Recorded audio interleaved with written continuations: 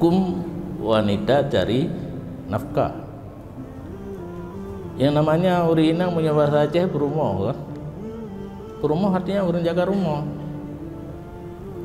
Menyokana suami kepegaknya minta nafkah.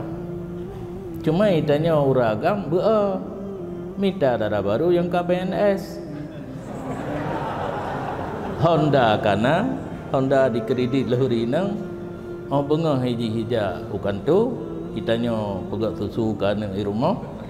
Wate truk jiwa tukar kerja cok Honda la kepeng ngam do rukok Jeep Espresso tapi katanya nya agama.